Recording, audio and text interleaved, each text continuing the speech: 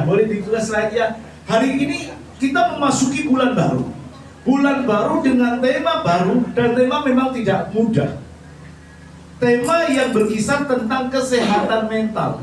Kalau mentalnya nggak sehat, alias sakit mental.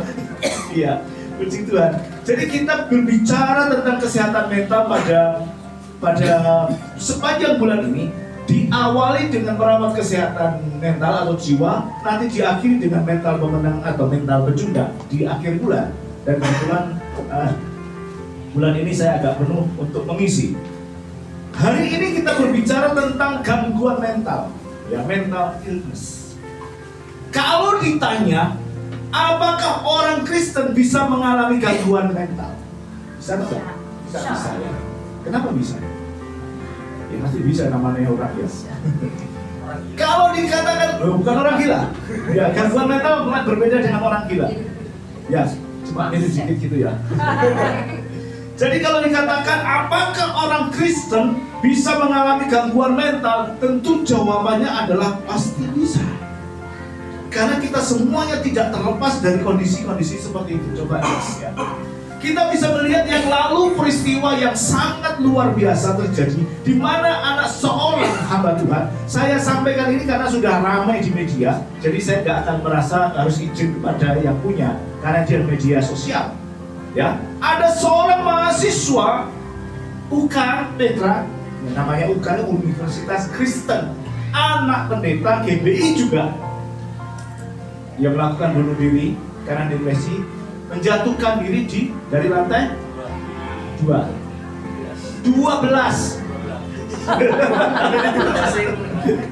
Dari lantai 12, akhirnya tidak tertolong. Apakah ini menusuk ke kita semuanya sebagai orang Kristen atau sebagai orang GBI? Ya, itu menjadikan jalan pelajaran bagi kita.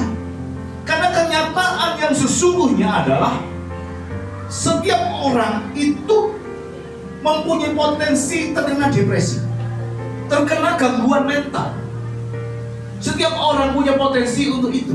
Jadi kalau dikatakan pertanyaannya adalah bagaimana gereja perlu memperhatikan ini? Perlu banget. Sangat perlu untuk memberikan peneguhan, untuk memberikan pelajaran, sehingga pada saat kejadian-kejadian yang menimpa kita, yang membuat kita stres, kita saudara bersaudara bisa saling memperhatikan, dan kita bisa saling menopang, dan kita bisa mengatasi diri sendiri. Makanya gereja perlu memperhatikan ini. Jangan sampai kejadian-kejadian yang menimpa anak-anak Tuhan, yang malamnya baru mesbah bersama dalam keluarga, besok paginya bunuh diri, menjatuhkan diri dari lantai 12. Kenapa depresi bisa menyerang setiap orang? Kenapa anak ini membunuh diri? Kita bisa melihat katanya dibully. Bullying sekarang sudah menjadi satu kejahatan juga, karena dampaknya begitu besar. Karena dibully. Dan kita bisa melihat sejarah di dalam Alkitab, banyak tokoh-tokoh yang kena depresi. Jadi kalau ngomong depresi, itu adalah sesuatu yang wajar, sesuatu yang tidak bisa kita hindari.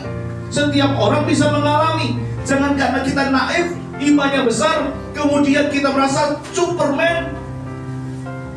Ya memang kita bisa super karena Yesus, tetapi kita tidak boleh naif atau menyalahkan orang yang depresi karena kurang iman, kurang percaya.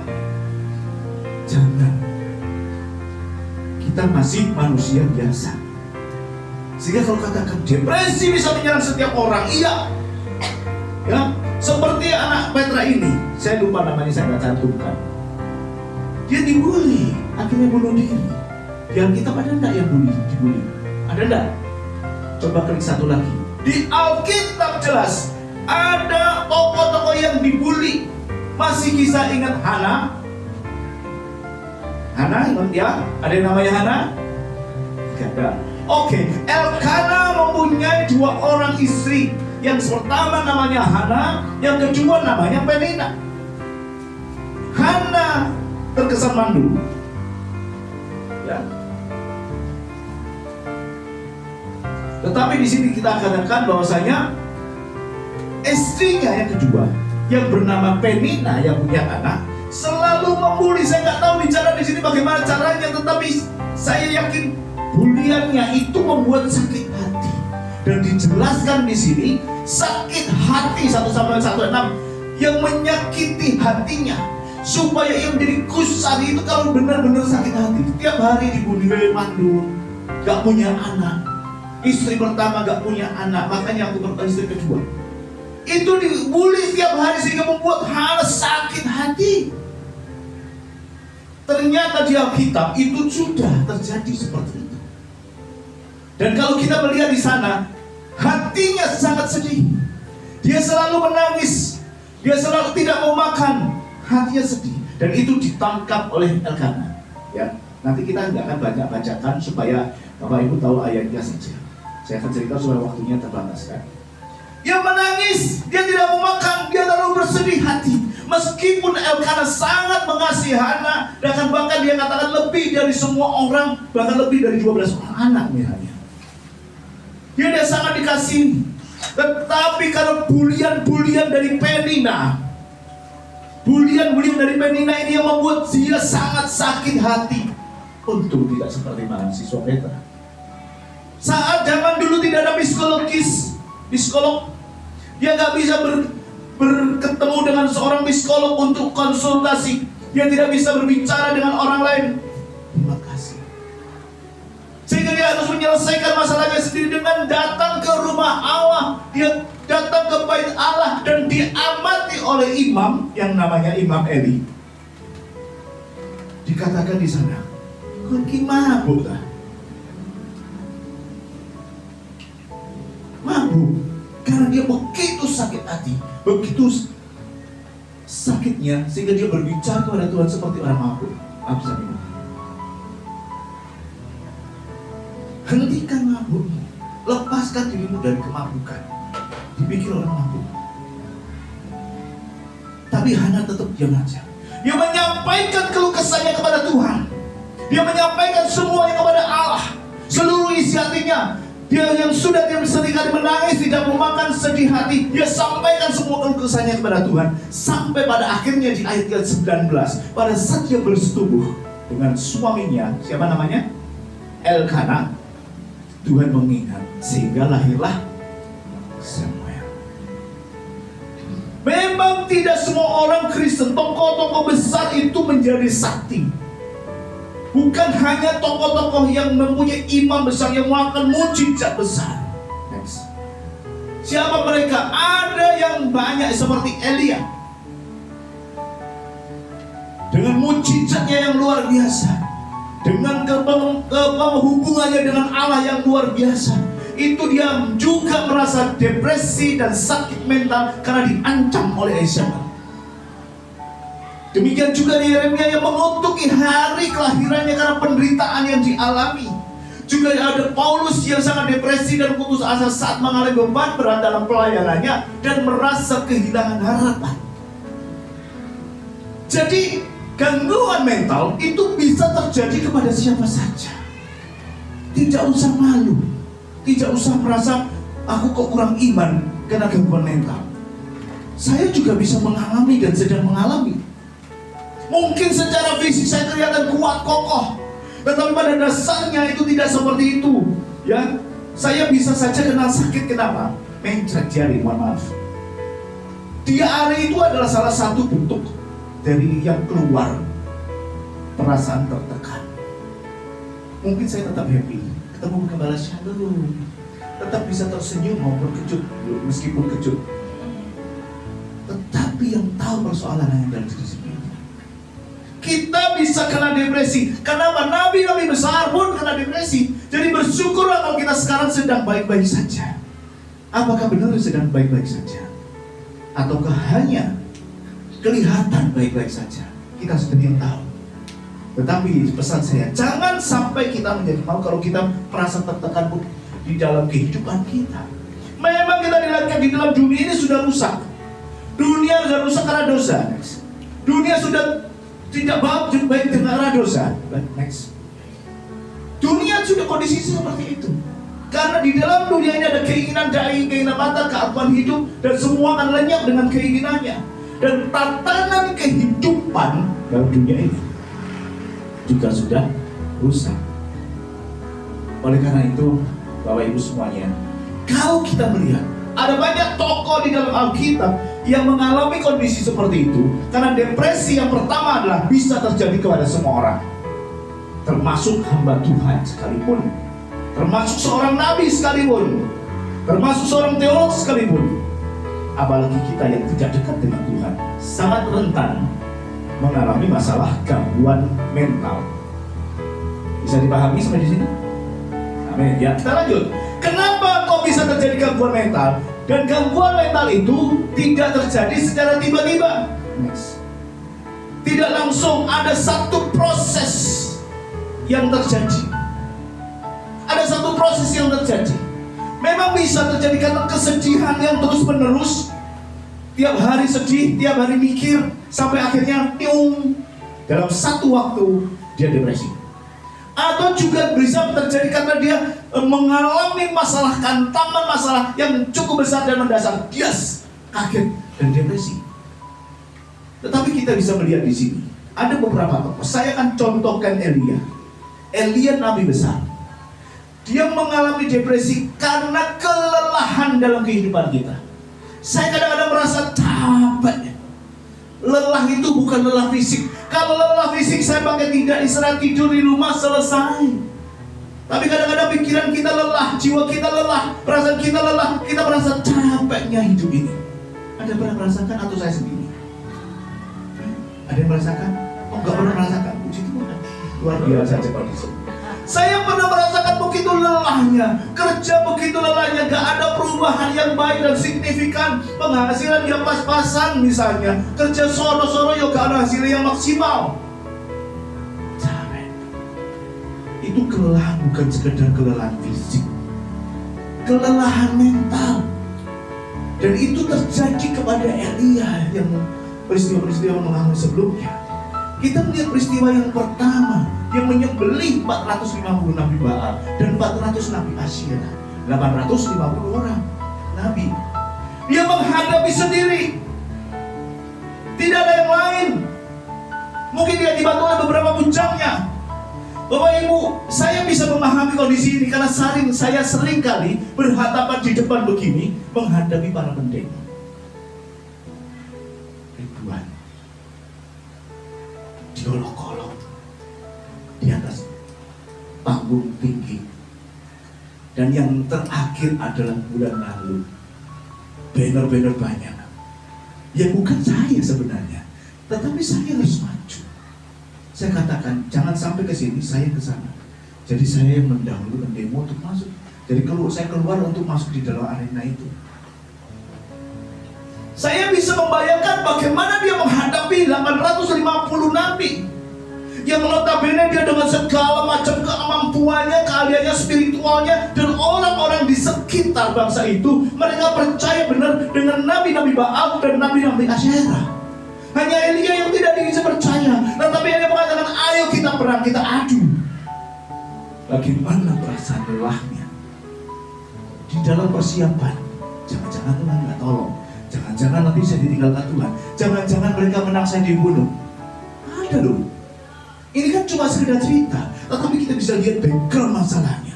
Kembali kepada diri. Saat itu saya bisa memahami kondisi Elia karena saya sering menghadapi orang banyak dalam timur dengan kemarahan.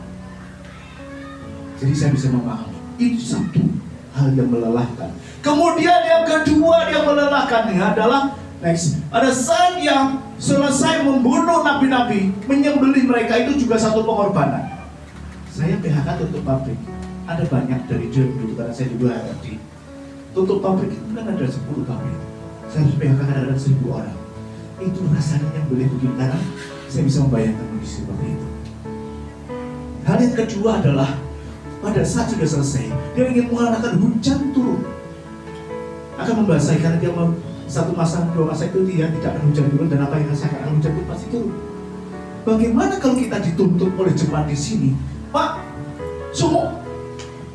suasana menjadi dingin, mujizat. Kita nggak tahu pada saat itu mungkin suasananya masih panas karena kemarau panjang. tetapi dituntut akan ada hujan turun. Ada satu perjuangan iman untuk mendatangkan hujan. Seorang pemimpin, seorang gembala dituntut untuk mengadakan satu mukjizat. Itu gak gampang. Ada satu berkecamuk juga dalam kehidupannya. Padahal kalau imannya goyang, dia gak terjadi mukjizat. Iman biji sesawi kalau dengan yakin maka akan memindahkan gunung. Tetapi seringkali kita bimbang. Maka praktekkan. Kalau misalnya terang hujan kamu pindah ke sana, katakan seperti itu, dan itu terjadi dan membuat kita mempunyai kekuatan iman. Elia juga sama. Lihat, ada nggak itu di arah laut awan hujan? Hujan mengatakan kaon pak, panas begini, bagaimana ada hujan? Lihat lagi, sembahyang lagi, nggak ada pak. Sembahyang lagi, lihat lagi, nggak ada pak. Sampai 7 kali. Ada yang ketujuh dikatakan hanya ada awan sebesar setelapak tangan. Gak mungkin akan mendatangkan hujan. Tetapi perjuangan iman ini melelahkan Bapak Ibu Saudara. Apalagi sampai 7 kali kita meminta kepada Tuhan, 1 kali, 2 kali, 3 kali, wes gak. Seringkali kita begitu. Ini sampai 7 kali dia meminta dan meminta mujizat sampai terjadi mujizat. Itu melelahkan. Kenapa? Ada peperangan dalam dirinya sendiri juga. Yang ketiga, saya cepat saja supaya nanti kita bisa membaca yang lain.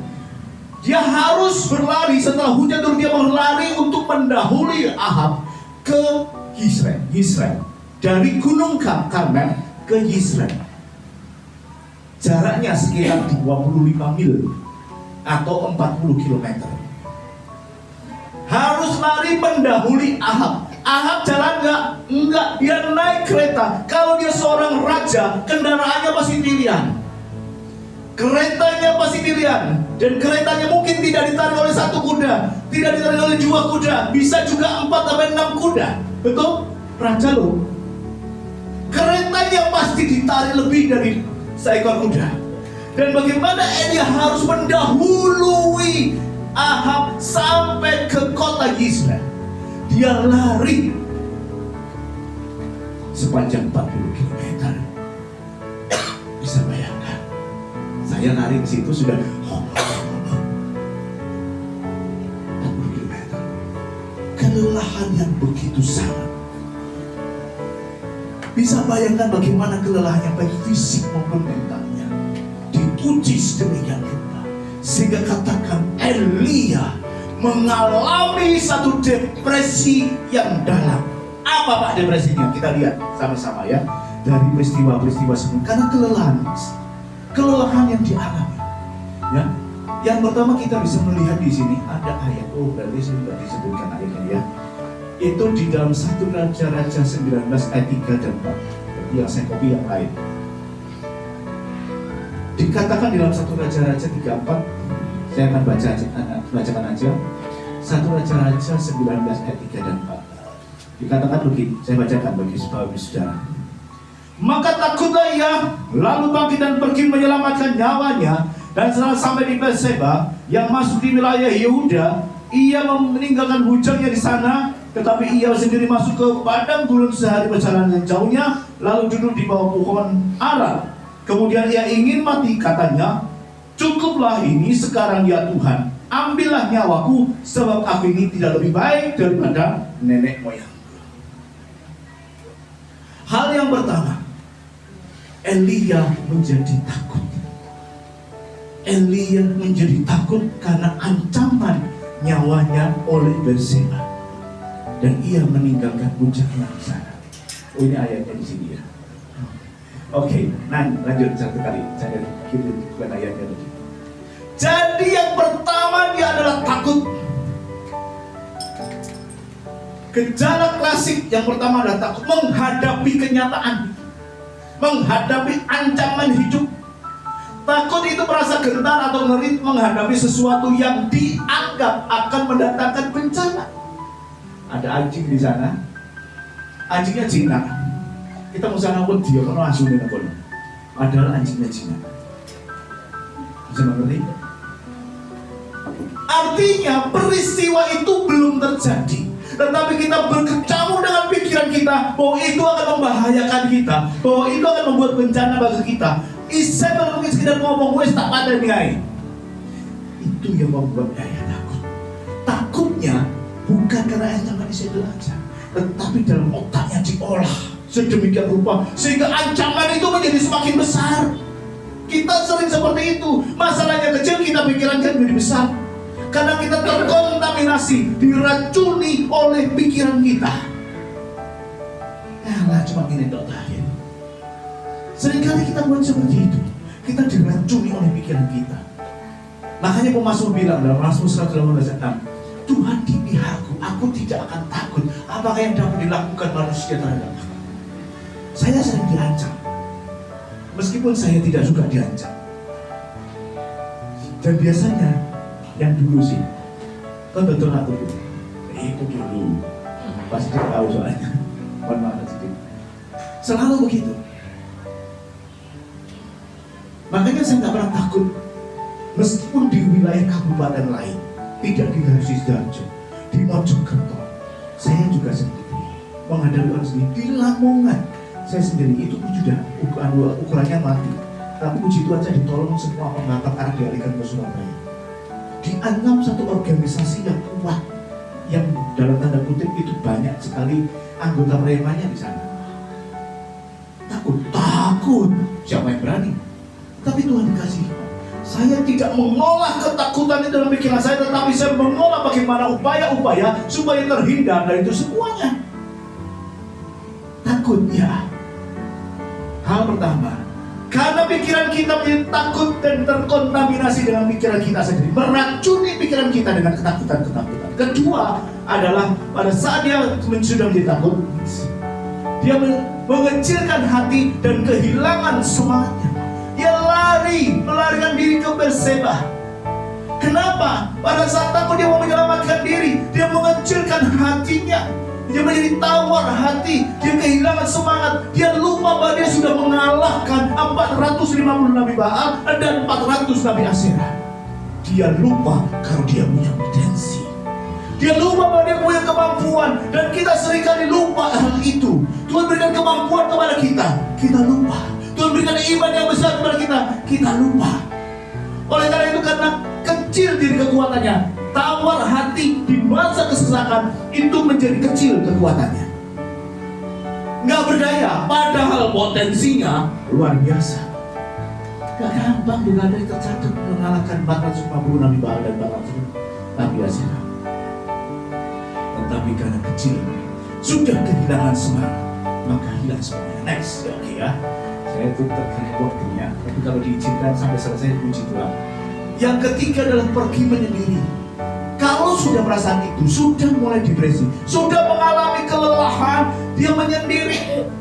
Dia meninggalkan bujangnya di sana. Kalau ini kan saya baca tadi ayatnya sudah ya, tapi saya akan review sedikit-sedikit supaya kita melihat ya ayatnya sudah kita baca. Dia meninggalkan bujangnya di sana, dia gak mau ada ketemu orang. Dia mau menyendiri, menjauhi kerumunan orang. Bahkan dia menjauhi orang-orang yang dekat dengan dia, menjauhi keluarganya. Kenapa? Depresi, mengurung diri di kamar. Orang yang menyendiri, mencari keinginannya, amalnya meledak-ledak terhadap segala pertimbangan. Gak bisa. Semakin dia menyendiri, maka akan semakin masalah. Karena dia nggak bisa konseling dengan yang lain. Tadi kita lihat kondisi seperti itu. Dia mengasingkan diri, nggak mau ketemu orang, artinya dia merasa sudah terbuang, tidak berdaya, tersisihkan. Perasaan itu bisa terjadi kepada kita. Meskipun saya ini pemimpin rohani yang hebat, tetapi pada saat jemaat pergi dan tidak nyapo, itu bisa merasa terbuang. Aku ini apa Tuhan? Ini yang harus kita waspadai. Cara yang ketiga adalah menjauhi orang-orang. Keempat, next, ya, supaya kita cepat ya, melarikan diri dari tekanan dan tanggung jawab. Tetapi ia sendiri masuk ke padang gurun sehari perjalanan jauhnya, dan ia duduk di pohon ara. Dorongan untuk menjauhkan diri dari dunia dan permasalahannya dan pergi dari segala sesuatu merupakan gejala umum dari stres dan kelelahan. Memiliki kecenderungan untuk duduk sendirian di suatu tempat, merenung bergelut dengan rasa keputusasaan dan hilang harapan. Yang tadi saya katakan mengunci diri. Tidur yang cowok malas mau bangun. Ya bangun sekolah, nggak sekolah nggak bangun. Bangun layak kerja, orang bangun. Lebih enak meringkuk, melungker, kemulan, nggak mau ketemu orang, melarikan diri dari segala tekanan dan tanggung jawabnya dia. Maunya nggak punya tanggung jawab lagi. Apa artinya meringkuk seperti ini? Kalau kita ngomong dijalin, ini kan seperti kembali seperti dulu. Nggak punya tanggung jawab kalau kita dijalin itu. Ya. Jadi nggak mau ketemu orang, nggak mau menerima tanggung jawab. Oke, lanjut. Yang kelima, sangat putus asa dan depresi kronis, kemudian ingin mati katanya. Cukuplah itu. Dia merasa bahwa hidupnya telah kehilangan seluruh tujuan hidupnya dan artinya bahwa di sana tidak ada alasan untuk hidup. Kalau sudah depresi kronis, dia maunya ingin mati. Jujur, ada yang pernah mengatakan ingin mati? Tidak ada? Puji Tuhan, tidak ada. Saya pernah ingin mati. Tapi sekarang filosofinya beda. Matilah ya wis wayahe. Karena kasih itu. Kamu kan guyon gitu. Makan itu sekapok, bayar matilah mati. Sudah cukup. Tapi bukan karena depresi loh ya. Orang yang depresi kronis maunya aku cukuplah sampai di sini, aku pengen mati saja. Dan ini sangat berbahaya kalau tidak ketemu orang. Maka akhirnya seperti mahasiswa Petra tadi, tidak ketemu orang, semua menjauhkan diri dan seterusnya semakin parah. Akhirnya dia loncatlah dari lantai 12 karena keinginannya untuk mati sudah ada. Kehilangan harapan hidup, kehilangan dan putus asa terjadi. Makanya kenapa saya katakan gereja perlu memperhatikan hal ini. Bukan kita ngomong wah gak kuat mental kalau depresi, bukan, gak kuat iman, bukan. Tapi ini manusiawi, bisa terjadi kepada siapapun juga. Next, ya, kehilangan penghargaan diri secara total dan ingin mati. Tuhan ambillah nyawaku, sebab aku ini tidak lebih baik dari nenek moyang. Pandangan hidupnya secara menyeluruh adalah negatif. Tidak memiliki antisipasi yang positif mengenai masa depannya. Tidak ada satupun yang memandang ke depan. Perasaannya gelap suram tanpa bayangan apapun, penuh ketakutan dan depresi.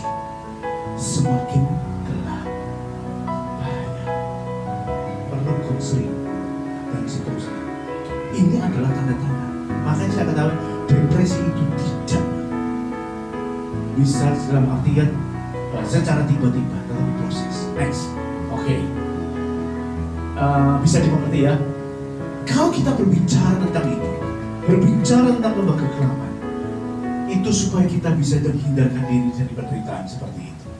Atau kita dapat sungguh-sungguh berempati dengan orang lain untuk mengalami kegelian kalau mengalami kegelapan yang seperti ini. Jadi Bapak Ibu Saudara, kalau kita memahami bagian kita supaya tidak terjadi sesuatu, kita bisa memahami. Atau yang kedua adalah kita bisa berempati kepada orang lain yang akan mengalami dan melihat kondisi seperti itu. Next, oke, lanjut ya. Ya, pengobatan medis dan pembinaan mental kerohanian atau konseling itu caranya. Kenapa? Di dalam 1 Raja-Raja 19 ayat 5, saya tidak bacakan di sini. Tetapi Tuhan itu memahami caranya sendiri dan itu menjadi bagian kita. Kenapa? Dikatakan dalam 1 Raja-Raja 19:5-8, dia katakan Elia sudah lari di bawah arah, dia tertidur melungkut dan tidak mau menjauhkan diri, menjinggakan bujangannya, dan sudah kita baca tadi kan? Mas sudah paham ya? Dia di sana disambangi malaikat Tuhan, dikatakan bangunlah makanlah. Bangun makan, ayo minum. Sudah makan minum, dia merasa masih capek Tuhan, tidur lagi. Dibuka lagi, ayo bangun, makan, minum. Setelah itu kamu harus berjalan 40 hari, 40 malam di gunung Allah, yaitu gunung Horeb. Dia lakukan itu, dia kenyangkan diri karena kelelahan fisiknya. Dia harus memulihkannya dengan makanan dan minuman yang dari malaikat Tuhan. 2 kali dia emboh, sehingga dia bisa berjalan dan bisa melakukan aktivitas jarak jauh. Tuhan tidak selesai sampai di situ, Bapak Ibu. Pada saat dia mengatakan pada Tuhan, "Apa sih Elia?" Dia mengeluhkan, "Oh nggak ada, aku sudah membunuh nabi-nabi Baal, aku sudah melakukan ini, aku sudah melakukan itu. Nggak ada seorang pun yang membela aku seorang diri." Dan dikatakan, "Enggak, aku lu meninggalkan 7.000 orang di sana yang setia kepadaku dan tidak sujud menyembah Allah." Artinya apa? Pada saat depresi, kita merasa sendiri. Gak ada orang yang lain yang menderita, saya melonya. Saya orang paling menderita. Saya sudah melakukan pelayanan ini, saya sudah melakukan pelayanan itu, dan itu luar biasa berdampak. Tetapi apa manfaatnya? Apa yang diperhatikan dari saya? Nggak ada yang perhatiin. Jadi Allah di sini itu juga memberikan secara fisik, jasmani. Dia katakan makanlah, minumlah, sehingga kamu kuat. Juga di sisi lain dia mendengar keluh kesah Elia. Dan dia sampaikan, "Oh enggak dirian ya, ada aku dan ada 7.000 orang." Sampai di sini paham? Cara prosesnya paham lah ya. Jadi dari depresi, kejadian depresi, kelelahan, kemudian depresinya Elia, sampai Tuhan memulihkan dengan pengobatan medis dan pembinaan yang rohani. Pembinaan medis, kalau kita di dunia modern ini disebut ke psikiatri, psikiater, ke psikiatri. Dan saya pernah masuk ke psikiatri. Di situ saya dikasih pertanyaan, yaitu waktu untuk melihat kesehatan jiwa, bukan kesehatan rohani ya. Kesehatan jiwa saya harus masuk ke psikiatri, karena pada waktu itu saya harus mencari nomor induk dosen nasional. Berapa tahu pertanyaan? 700 pertanyaan yang harus saya selesaikan. Benar-benar serius. Tesnya di mana? Di rumah sakit umum. Sidoarjo, RSUD Sidoarjo. Di situ ada ruang psikiatri. Tapi orang-orang masuk sana kok gendengan. Termasuk saya waktu itu mau mencoba untuk mencari NIDN, nomor induk dosen nasional. Ya sudah ada sekarang. Meskipun saya terus langsung menyatakan diri tidak mau mengajar karena banyak hal. Pelayanan naik harus mengajar. Jadi seperti itu, 700 pertanyaan. Kalau sakit dia perlu ke dokter dengan obat-obatan yang disebut sebagai obat untuk memulihkan hormon dalam tubuhnya. Elia makan, minum untuk memulihkan fisiknya. Next, hormon yang di dalam kita perlu dipulihkan dulu. Ya, hormon dalam kehidupan kita perlu dipulihkan dulu. Ini tadi yang depresi, ada perasaan negatif saya lewati. So, next kita tuh. Ada yang namanya hormon neurotransmitter. Itu kalau pengobatan, reaksi fisik dari semua respon yang dihadapi. Nah itu kalau Allah tadi kan memberikan makan dan memberikan minum, disuruh istirahat. Terus kemudian dibangunkan lagi, kasih makan, kasih minum, istirahat, dan baru dia bisa berjalan. Kedua hal ini, jadi kalau kita ngomong baik secara fisik maupun jiwa, itu harus di recovery. Fisiknya dengan obat-obatan yang disebut sebagai neurotransmitter yang dilakukan oleh psikiatri. Sedangkan jiwanya itu oleh psikolog konsultan. Bukan hanya psikolog, mungkin hamba-hamba Tuhan, majelis gereja, itu psikolog, tapi tidak bisa mengobati. Obatnya adalah ke psikiater. Paham antara psikolog sama psikiater? Paham ya? Ibaratnya kita tidak akan bisa berpikir dengan jernih jika neurotransmitter yang tubuh itu tidak seimbang, sehingga proses konseling pun akan terlambat karena kita masih tenggelam dengan masalah yang terjadi. Makanya kenapa harus seimbang? Sebaliknya pengobatan tanpa konseling tidak akan menyelesaikan masalah hingga ke akarnya, menimbulkan kesadaran baru agar tidak melanjutkan pada pola perilaku yang tidak terbentuk, baik secara jasmani maupun jiwa. Ini agak pelajaran susah, tetapi semoga bisa dipahami. Yang penting adalah bagaimana kita itu sebagai orang Kristen itu jangan ada pikir ngomong gendeng. Ayo datang ke kelompok. Nanti itu ada dukungan-dukungan seperti itu. Dan pengobatan kepada jiwa dan tubuh. itu harus terjadi. Oke, lanjut. Saya bergerak dengan waktu karena banyak sekali. Apa yang menjadi concern Yesus? Dia mengatakan kesehatan mental itu kayak apa? 1 Tesalonika 5:23 dikatakan, semoga Allah damai sejahtera menguduskan kamu seluruhnya, dan semoga roh, jiwa, dan tubuhnya terpelihara sempurna dengan tak bercacat pada kedatangan Yesus Kristus Tuhan kita. Artinya ada keseimbangan antara roh, jiwa, dan tubuh. Dan kalau kita melihat bagaimana definisi kesehatan jiwa itu menurut WHO, kesehatan mental adalah kondisi di mana seorang memiliki kesejahteraan secara emosional. Itu di dalam kesejahteraan psikologis dan kesejahteraan sosial yang memungkinkan untuk berkembang secara fisik, mental, dan spiritual dan sosial, serta dapat menyadari kemampuan dirinya mengatasi tekanan, bekerja secara produktif, dan berkontribusi positif bagi lingkungan. Dampaknya besar. Jadi kalau kita melihat di sini ada 3 hal next yang lebih spesifik ya supaya kita bisa tahu. 1, oke. Ada, kalau kita ngomong kesehatan jiwa itu berarti ada kesejahteraan emosional. Ada kesejahteraan emosional. Kesejahteraan emosional ini saya catat sebagai memiliki kemampuan untuk merasakan, mengelola, mengekspresikan emosi dengan sehat. Kesejahteraan fisiologis untuk memiliki pikiran yang jernih, kemampuan beradaptasi, dan kemampuan untuk mengatasi masalah. Itu psikologis. Kesejahteraan sosial adalah memiliki hubungan yang positif dan memuaskan dengan orang lain, serta kemampuan untuk berinteraksi dengan baik di lingkungan sosial. Jadi kita harus itu. Sehingga sehat jiwa menurut Badan Kesehatan Dunia dikatakan jiwa yang sehat jika ia mampu menyadari potensi dirinya, mampu mengatasi stres setiap hari-hari, dan bekerja secara produktif, mampu berkontribusi juga bagi orang lain. Ini menurut WHO ya. Saya nggak ulas, tetapi ayat dikatakan di dalam Alkitab dengan 1 Tesalonika ada keseimbangan antara tubuh, jiwa, dan roh. Ada keseimbangan emosional antara psikologis dan sosial. Ada keseimbangan, itu disampaikan Mbak Sidik di 1 pagi. Oke, lanjut. Saya yang ilmu saya bahas beliau orang zaman dulu ya. Contoh kejadian Yesus. Apakah Yesus sering menyembuhkan orang-orang sakit? Dia juga mengobati orang-orang yang kena gangguan mental. Nah, peristiwa di Gadara atau Gerasa, saya sudah sampaikan khotbahnya itu dari khotbah saya. Judulnya adalah Gerasa. Saya mengulas orang gila di sini. Ya, ada linknya kalau memang perlu nanti saya sampaikan juga. Gerasa. Jadi khotbah tentang Gerasa, khotbah tentang orang gila. Yang khotbah juga gila, ya. Karena nggak ada orang khotbah tentang Gerasa. Saya sampaikan itu. Ya, nanti tak kasih link sampai mulai. Kemudian pengobatan emosional.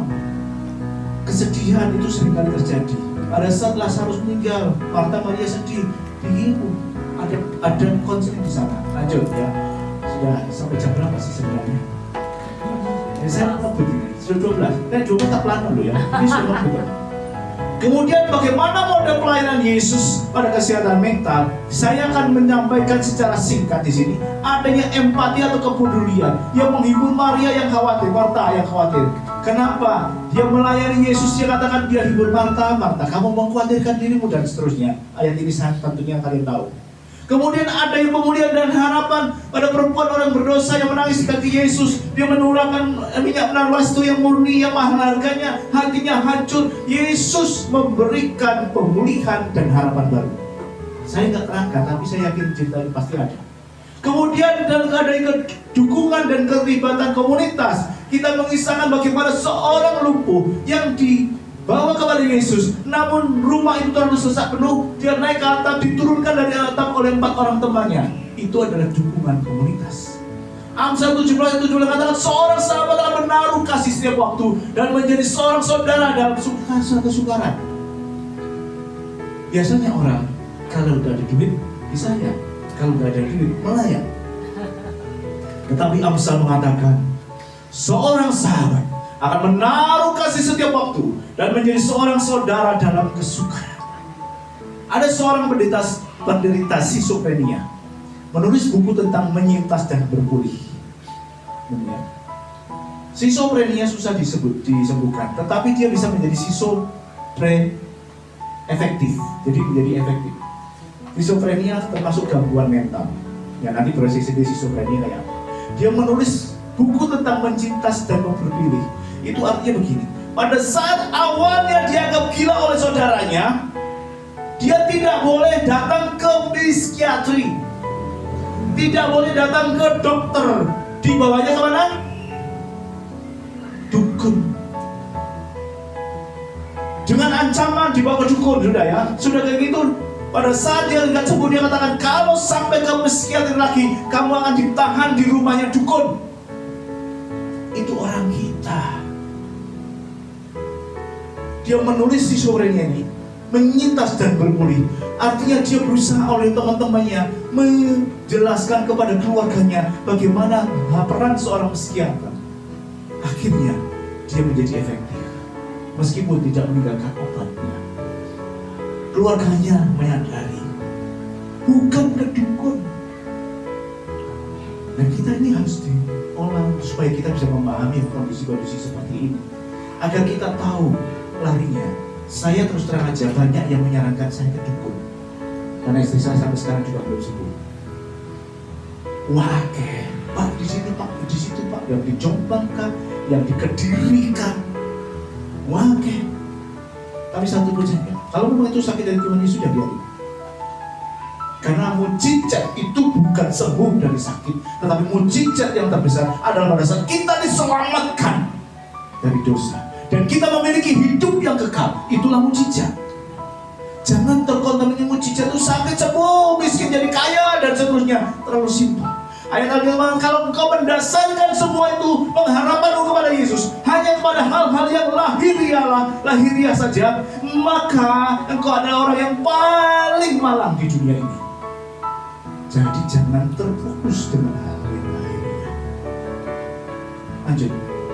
Yang keenam, saya sudah tutup Alkitab dan lihat situ aja ya. Lanjut bisa. Kalau kita sudah melihat pelayanan Yesus, bagaimana kita bisa membuat pemulihan? Kita juga bisa mengikuti teladan Yesus, yaitu dengan menjadi pendengar yang baik. Pada saat orang mengerjakan ini, Pak aku di masalah, ya urusan dewi masalahmu. Jangan, kita saudara bersaudara, kita membutuhkan yang lain. Meskipun itu hamba Tuhan, dia perlu cerita untuk melepaskan beban. Dengarkan, jadilah pendengar yang baik untuk meluangkan waktu yang baik, menunjukkan empati. Ya bos sih, kenapa sih? Ada yang bisa saya bantu? Jadilah pendengar. Dan saya yakin semua orang bisa menjadi pendengar. Hanya mau mendengarkan cerita orang yang cerita wes lega. Meskipun kita tidak bisa memberikan solusinya, dia cerita wes lega. Menyediakan dukungan emosional dan spiritual, didoakan, di dalam dilayani, ya. Kemudian dinasehati. Wah ini loh, di sini ada jalan keluar, di sini dan seterusnya. Membangun komunitas yang peduli, komsel. Dan kita bisa melakukan, mendoakan bersama-sama. Kemudian pengharapan hanya kepada Tuhan saja, seperti yang saya katakan tadi.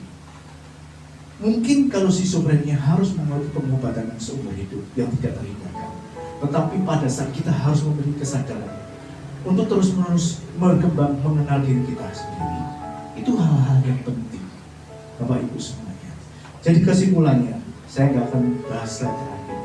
Kesimpulannya adalah kita ini rentan kena depresi, ya rentan. Tapi Tuhan mau janji memulihkan. Kita ini rentan. Kalau kita sudah tahu rentan, jangan terus dibesar-besar, ya gak gue iman kena masalah. Bukan. Tapi ayo dengarkan. Ayat-ayat Alkitab sudah menegaskan kondisi seperti itu. Ayat-ayat Alkitab memberikan pengajaran kepada kita.